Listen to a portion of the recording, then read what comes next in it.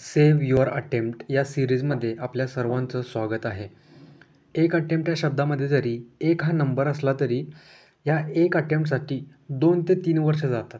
ते कसं, समजा तुम्ही सध्या अभ्यासाची सुरुवात केलेली आहे किंवा तुम्ही यावर्षी प्रिलिम्स फेल झालात असं समजून चला, तर तुम्हाला पुढच्या प्रीसाठी 1 वर्ष वाट पाहावी लागेल किंवा जे नवखे विद्यार्थी आहेत तर त्यांना 1 वर्ष अभ्यासासाठी द्यावं लागेल. त्यानंतर एक्झाम सायकलमध्ये 1 ते 1.5 वर्ष निघून जातो. बघा, प्रिलिम्स होते, त्यानंतर 3 महिन्याने मेन्स होते, त्यानंतर 2 महिन्यानंतर मेन्सचा रिझल्ट लागतो, 2 महिने इंटरव्ह्यूसाठी निघून जातात आणि त्यानंतर रिझल्ट लागतो आणि त्यानंतर नियुक्ती. म्हणूनच म्हटलं जाते की 1 attempt is equals to 2 years of your life. मी माझे शब्द रिपीट करतो. 1 attempt is equals to 2 years of your life. हा एक अटेम्प्ट सत्कारणी लावत कमी वेळेमध्ये यशाला गवसणी घालायची असेल तर हा व्हिडिओ नक्की पहा. या व्हिडिओमध्ये आपण how to study modern India या विषयावर सखोल चर्चा करणार आहोत. या व्हिडिओमध्ये आपण सोर्स, सिलेबस आणि हाऊ टू स्टडी या 3 मुद्द्यांवर चर्चा करणार आहे. सोर्सेसबाबत बोलायचं झालं तर जे इंग्रजी माध्यमांचे विद्यार्थी आहेत तर त्यांच्यासाठी मॉडर्न इंडियासाठी स्पेक्ट्रम हे एकच पुस्तक पुरेसे ठरते. त्यांना इतरत्र काहीही वाचण्याची गरज नाही. आणि याप्रमाणेच जे मराठी माध्यमांचे विद्यार्थी आहेत तर त्यांच्यासाठी बिपिनचंद्र हे जे ट्रान्सलेटेड बुक आहे, ओके, तर हे ट्रान्सलेटेड बुक मराठी माध्यमाचे विद्यार्थी वापरू शकतात. त्या पुस्तकांचं लिंक मी कमेंट बॉक्समध्ये दिलेलं आहे, तुम्ही तेथून देखील ते परचेस करू शकता.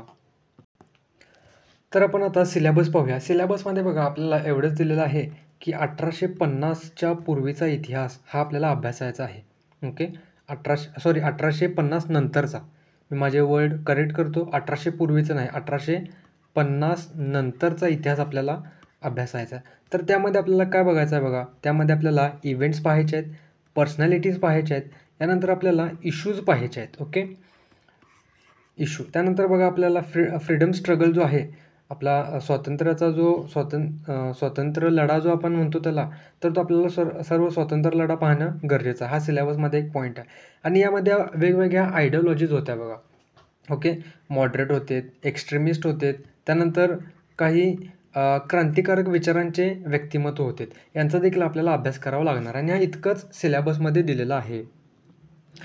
आता आपण हे पाहूया की मॉडर्न इंडियाचा अभ्यास कसा करावा, how to study modern India, ज्यामुळे आपल्याला चांगला आउटपुट मिळेल. तर पहा, फर्स्ट रीडिंग करण्याआधी सिलेबस पाहून घेणं खूप गरजेचं आहे. बघा, सिलेबस हा खूप छोटा आहे. हा सिलेबस आपल्याला पाठ असणं खूप गरजेचं आहे. त्यानंतर सोबतच तुम्ही PYQ देखील पहा. सिलेबससोबत PYQ देखील पहा, कारण की मी हे वारंवार बोलतो की सिलेबसमधून आपल्याला काय अभ्यास करायचा आहे हे कळेल आणि PYQच्या माध्यमातून किती डेप्थमध्ये अभ्यास करायचा आहे हे कळेल. बघा, मी माझे शब्द रिपीट करतो. सिलेबसमधून आपल्याला काय अभ्यास करायचा आहे हे कळेल आणि PYQच्या माध्यमातून आपल्याला किती डेप्थमध्ये अभ्यास करायचा आहे हे समजून येईल. यामुळे सिलेबस आणि PYQ हे खूप आपल्याला माहीत असणं खूप गरजेचे आहे. जर का तुम्ही PYQ पाहत राहिला तर तुम्हाला एक फायदा असा होतो की कोणता भाग अति महत्त्वाचा आहे हे तुम्हाला समजून जाते. एक उदाहरण पहा की बघा, सिलेबसमध्ये आपल्याला मॉडर्न हिस्ट्रीचा सिलेबस खूप छोटासा दिलेला. आपल्याला त्यामध्ये काय सांगितले की 1850 नंतरचे इव्हेंट्स विचारलेले आहेत. ओके, इव्हेंट्स हा त्यातला एक काय छोटासा भाग आहे. तर बघा, मी जेव्हा काय करणार की पहिलं रीडिंग करण्याआधी जेव्हा मी सिलेबस पाहणार, सिलेबसनंतर PYQ मी जेव्हा पाहणार, तर त्यामुळे मला काय कळून येईल की इव्हेंट तर खूप सारे आहेत. ओके, 1850 नंतर किती भरपूर इव्हेंट झाले असतील, पण त्या इव्हेंटमधला महत्त्वाचा इव्हेंट कोणता आहे ज्यावर UPSC वारंवार प्रश्न विचारत आहे आणि UPSCलाच फॉलो करून पुढच्या वर्षी MPSC देखील प्रश्न विचारू शकते. ओके, तर ते मला कसं कळेल, तर ते PYQच्या माध्यमातून कळेल. तर बघा, मला सांगायचं असं आहे की इव्हेंट तर खूप सारे आहेत, तर त्यातले मला अति महत्त्वाचे इव्हेंट जर का फाइंड आउट करायचे असतील तर त्यासाठी मला PYQ पाहणं गरजेचं आहे.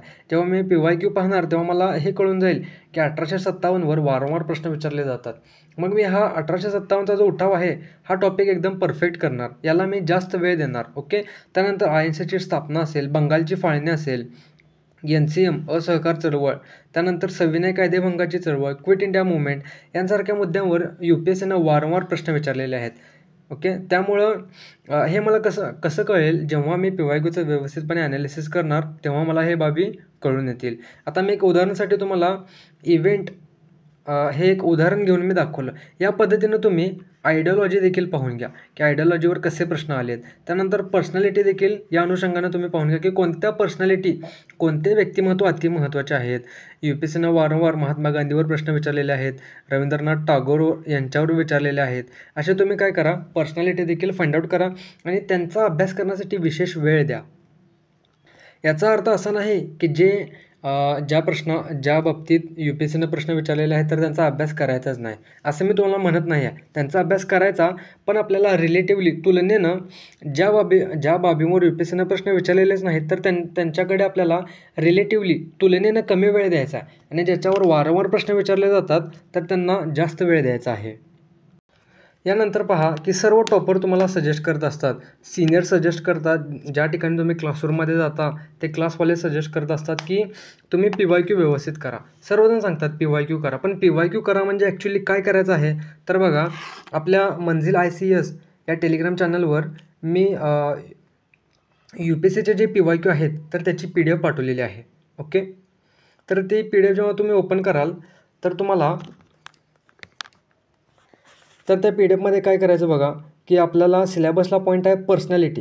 या ठिकाणी जाऊन तुम्ही पर्सनॅलिटी असं सर्च करा. ओके, पर्सनॅलिटी असं काय करा, सर्च करा. यामुळे जिथं बघा, आता या ठिकाणी तुम्ही पाहू शकता की जिथे पर्सनॅलिटी लिहिलेलं आहे तर ते मुद्दे हायलाईट होतील. ओके, आता बघा पर्सनॅलिटीवर आज तागायत किती प्रश्न आलेत बघा, जवळपास 5 ते 6 प्रश्न पर्सनॅलिटीवर आलेत.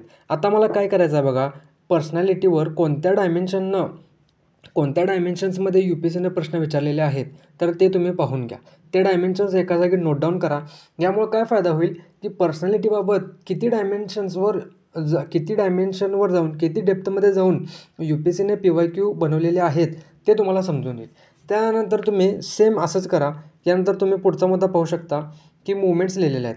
त्यानंतर परत इथं जाऊन तुम्ही मुवमेंट असं सर्च करा. ओके, परत इथं जाऊन काय करा, मुवमेंट असं सर्च करा. मुवमेंटवर जितके प्रश्न विचारलेले असतील तर ते सर्व हायलाईट होतील. ओके, आणि त्या अनुषंगानं त्या प्रश्नांचा डायमेन्शन्स कसा आहे, त्या प्रश्नांचा रोख कसा आहे हे तुम्हाला समजून येईल. बघा, मला काय म्हणायचं आहे ते तुम्हाला लक्षात येते का बघा. त्यानंतर पुढे जाऊन तुम्ही इथं या ठिकाणी वुमेन असं सर्च करा. ओके, आता हे सर्च करायच्या बाबी कोणत्या आहेत तर या ठिकाणी बघा टॉपिक असं लिहिलेलं आहे बघा, तुम्हाला दिसतंय का बघा. या ठिकाणी हे असं टॉपिक असं लिहिलेलं आहे बघा, हे मी हायलाईट करत आहे. ओके, टॉपिक इथे लिहिलेलं आहे का. आता या ठिकाणी तुम्ही वुमेन असं सर्च केला तर वुमेनवर ज्या वर्षी प्रश्न विचारलेले आहेत तर ते काय होईल, हायलाईट होईल. आता मग आपली जबाबदारी काय असेल की वुमेनवर कोणत्या डायमेन्शन्सवर प्रश्न विचारलेले आहेत ते डायमेन्शन्स नोट डाऊन करा आणि वुमेनचा अभ्यास करत असताना ते डायमेन्शन्स डोक्यात ठेवून अभ्यास करा. अशा पद्धतीनं जर का तुम्ही अभ्यास केला तर तुम्हाला खूप चांगला फायदा होईल आणि याचा आउटपुट देखील खूप जास्त आहे.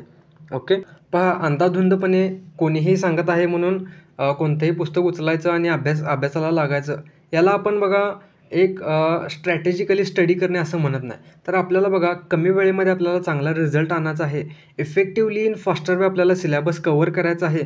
आणि ही जी एक्झाम सायकल आहे तर ती एक विशेष एक्झाम सायकल आहे ही. Okay, pre mains interview, mains नाही निघाली परत पुढच्या वर्षीपर्यंत वाट बघा, इंटरव्ह्यू नाही निघालं परत पुढच्या वर्षीपर्यंत वाट बघा. या चक्रामध्ये आपल्याला पडायचं नाही. आपल्याला कमी वेळेमध्ये पोस्ट घेऊन या एक्झाम सायकलमधून बाहेर पडायचं आहे. तर अशा वेळी बघा, असं या पद्धतीनं जसं मी तुम्हाला सांगितलं की स्ट्रॅटेजिकली अभ्यास करणं खूप गरजेचं आहे. या पद्धतीनं जर का तुम्ही अभ्यास केला तर मी तुम्हाला एक गॅरंटी देऊ शकतो की ज्या बाबी विद्यार्थ्यांना 4-5 रीडिंग केल्यानंतर समजतात, 1-2 अटेम्प्ट दिल्यानंतर समजतात, तर तुम्हाला त्या 2 ते 3 रीडिंगमध्ये सर्व बाबी समजून येतील. ओके, आणि यालाच म्हणतात effectively in faster way syllabus cover करणे. शेवट करण्याआधी एक गोष्ट सांगू इच्छितो की जर या व्हिडिओच्या माध्यमातून आपल्याला आपल्या प्रिपरेशनमध्ये व्हॅल्यू ॲडिशन झालेली असेल किंवा या व्हिडिओच्या माध्यमातून आपल्याला असं वाटत असेल की माझ्या तयारीला एक नवी दिशा मिळत आहे जी खूप योग्य आहे, तर तुम्ही आपल्या चॅनलला सबस्क्राईब करा आणि इतर विद्यार्थ्यांसोबत देखील हा व्हिडिओ शेअर करा. थँक्यू.